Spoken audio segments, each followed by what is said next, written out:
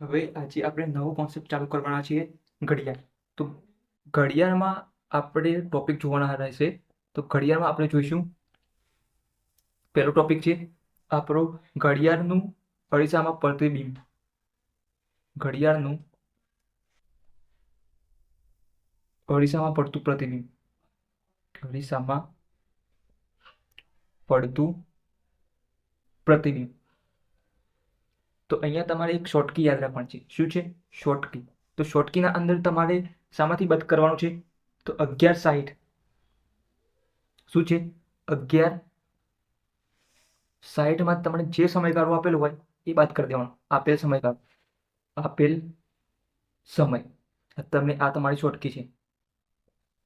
સૌથી પહેલા અરીસામાં પડતું પ્રતિબિંબ. તો અહીંયા માની લો કે અહીંયા આ રીતના નાનો કોટો, અહીંયા આ રીતના મોટો કોટો આપેલો હોય છે, એટલે 10 વાગ્યા છે. તો અહીંયા પ્રતિબિંબ તમારે પડતું હોય તો અહીંયા મોટો કાંટો આ રીતના રહે અને નાનો કાંટો આ રીતના થઈ. તો 250 છે. આ કાચ છે, કાચ 250. તો આ રીતના તમને ઘડિયાળ જોવા મળતી હોય છે. તો એ પ્રતિબિંબ જોવાનું છે. તો અરીસામાં પડતું પ્રતિબિંબ.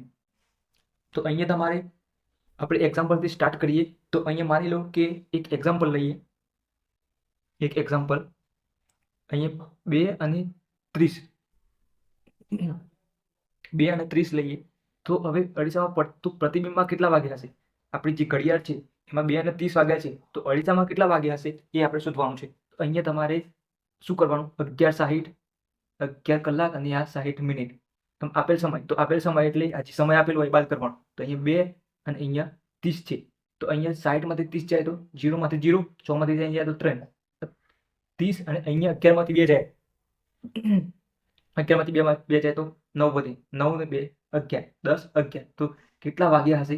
પ્રતિબિંબ વાળી અરીસામાં તમને કેટલા, જે વાસ્તવિક ઘડિયાળ છે એમાં 2 ને 30 થયા હશે એટલે 2:30 વાગ્યા હશે. ત્યારે તમારું કાચમાં તમે જોશો અરીસામાં તો તમને કેટલા વાગ્યા દેખાતા હશે? તો 9:30 વાગ્યા હશે. ઘડિયાળનું અરીસામાં પ્રતિબિંબ વાળો તમે, અને એ પ્રતિબિંબમાં કેટલા વાગ્યા છે એ શોધવાનું. અરીસામાં પડતું પ્રતિબિંબ, પ્રતિબિંબમાં કેટલા વાગ્યા, અહીંયા લખું છું કેટલા વાગ્યા, કેટલા વાગ્યા એ શોધવાનું છે. ઘડિયાળનું અરીસામાં પડતું પ્રતિબિંબ કેટલા વાગ્યા. તો આ શોર્ટકી છે 11:60. હવે એક્ઝામ્પલ લઈએ, લખીએ ખાલી ફક્ત કે તમને રકમ લખી દેવાની દરેકના અંદર. તો હવે અહીંયા 5 અને 20 વાગ્યા છે. તો 5 ને 30 કરી દઈએ, 5 ને 40 કરી દઈએ. શું કરી દઈએ? 5 ને 40 કરી દઈએ. તો હવે અહીંયા શોર્ટકી મુજબ આપણું શું હશે?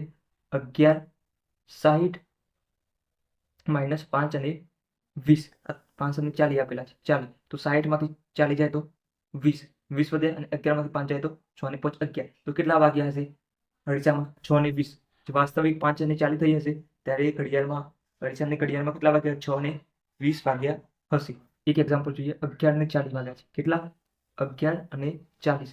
તો આપણે શોર્ટકી મુજબ શું છે? શોર્ટકી મુજબ તો 11:60 માઇનસ, હવે 11:40 કરવાના છે, 40. તો અહીંયા 60માંથી 40 જાય તો 20, 20 અને 11માંથી 11 જાય તો 0, ડબલ 0, 0 અને ખાલી 20 મિનિટ, 20 મિનિટ થયા છે. તો અહીંયા જુઓ, આપણે એક નોટ લખવાની છે. શું લખવાનું છે? નોંધ. તો નોંધના અંદર તમને અહીંયા 12 ને 1 થયો હોય, 12 વાગ્યા અને 1 મિનિટ થઈ છે. થી તમને 12 થી 59, 12, 59. તમે 12 કલાકનું ઘડિયાળ વાપરતા હોય, 12 કલાકનું, તો 12 વાગ્યા પછી 1 વાગે, 2 વાગે, 3 વાગે, 4 વાગે, પાછા 12 વાગે, 1 વાગે, 2 વાગે, એ રીતના થતું હોય. પણ તમે 24 કલાકનું ઘડિયાળ સેટ કરો અંદર, તો શું થાય? 12 વાગ્યા પછી 13 વાગે, 14 વાગે, 15 વાગે, 16 વાગે, 24 વાગી જાય.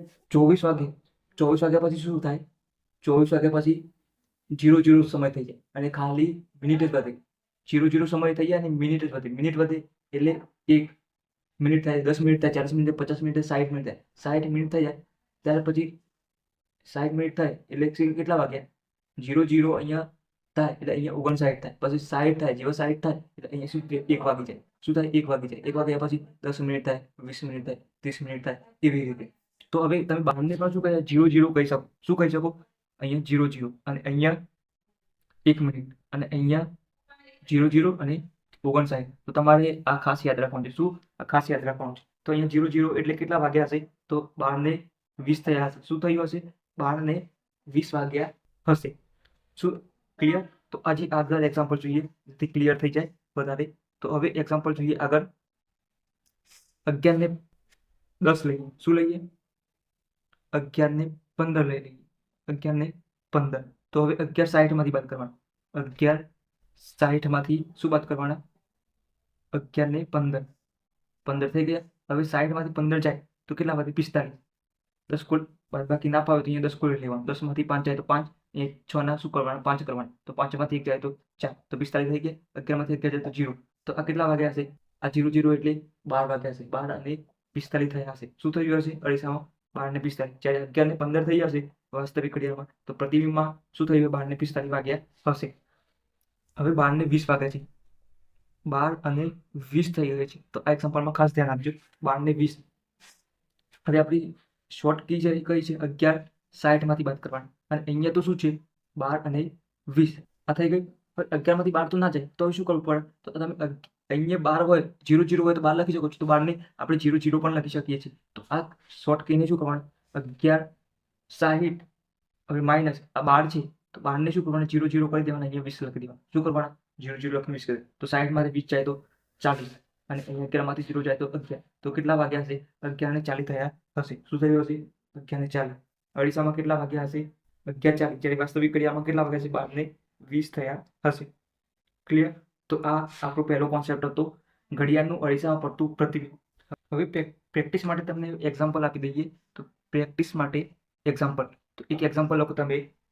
11 અને 40, 11 અને 40 અરીસામાં પ્રતિબિંબ માટેના છે. શાના માટેના છે? અરીસામાં પ્રતિબિંબ. અને બીજું એક્ઝામ્પલ તમે લખી લો, કેટલા? 12 અને 15, 12 અને 15. તો આ બે એક્ઝામ્પલની તમારે શું કરવાની છે? પ્રેક્ટિસ કરવાની છે જાતે. હવે અહીંયા બીજો કોન્સેપ્ટ છે, ઘડિયાળનું પાણીમાં પડતું પ્રતિબિંબમાં કેટલા વાગ્યા છે? શું છે? પાણીમાં. તો તમારે ખાસ યાદ રાખવાનું છે પાણીમાં. આગળ જોઈએ અરીસામાં હતું, અહીંયા પાણીમાં. તો પાણીમાં જવાબ શું આવશે? પેલામાં 11:60 હતું, અહીંયા 18:30 યાદ રાખવાનું છે. 18:30 માંથી જે સમય આપેલો હોય એ બાદ કરી દેવાનો. તો હવે આ એક્ઝામ્પલ જોઈએ, એક એક્ઝામ્પલ જોઈએ. 10 ને 20 શું થયું છે? 10 ને 20, 10 અને 20 થયા છે. તો આપણે શોર્ટ કી મુજબ શું છે? 18 30, એમાંથી શું કરવાનું? 10 અને 20 બાદ કરી દેવાનું, 20. તો અહીંયા 0 માંથી 0, 3 માંથી 2 જાય તો 1, અહીંયા 18 માંથી 10 જાય તો 8. તો પાણીમાં કેટલું પ્રતિબિંબ? પાણીમાં તમે ઘડિયાળ રાખશો અને પ્રતિબિંબ દેખાશે, તો તમે જ્યારે 10:30 થવાયા હશે, 10 ને 20 થઈ હશે, ત્યારે પાણીમાં તમને પ્રતિબિંબ કેટલું દેખાતું હશે? તો 8 ને 10 વાગ્યા હશે. રકમ કઈ રીતે લખેલી હોય છે? તો જ્યારે ઘડિયાળમાં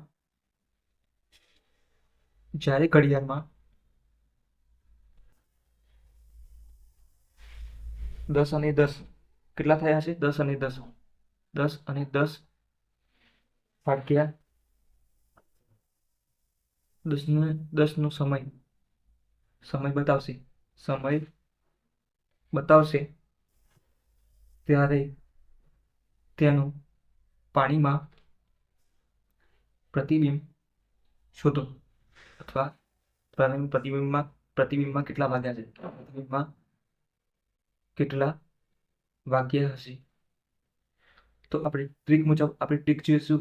શોર્ટકટ 18:30, એમાંથી બાદ કરવાનો આપેલ સમય. તો કેટલા છે? 10 ને 10, 10 અને 10 શું લખવાનું? 30 માંથી 10 જાય તો 20, અને 8 ને 20. તો પાણીમાં પ્રતિબિંબમાં ઘડિયાળ હશે, તો એમનું કેટલા વાગ્યા હશે? 8 ને 20 વાગ્યા હશે.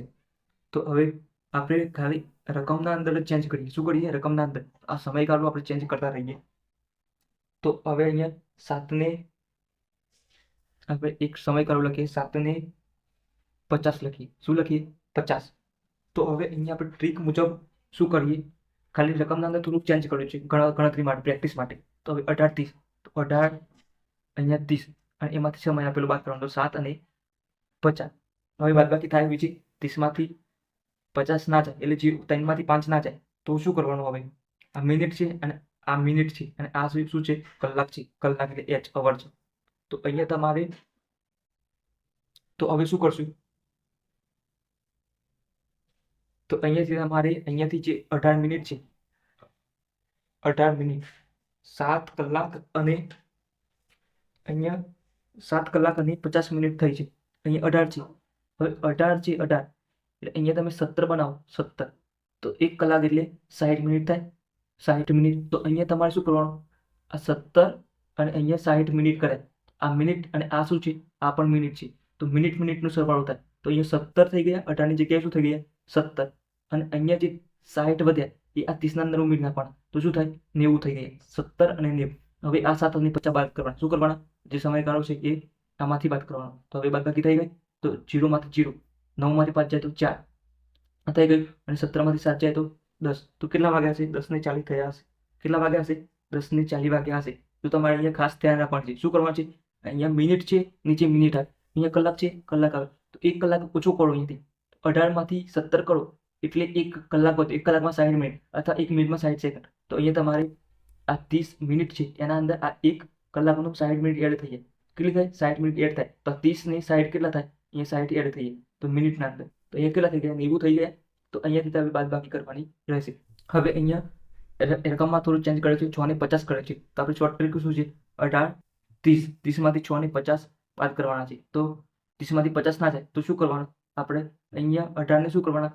17 મેં ફેરવી નાખવાના. 17 કલાકની અંદર. તો કલાક 1 મિનિટ ઓછી કરી તો 1 મિનિટ અહીંયા મિનિટના અંદર એડ કરી નાખવાના. તો મિનિટના અંદર એડ કરીએ તો 1 મિનિટ બરાબર 60. તો 60 ને 30 90 આ થઈ ગયા.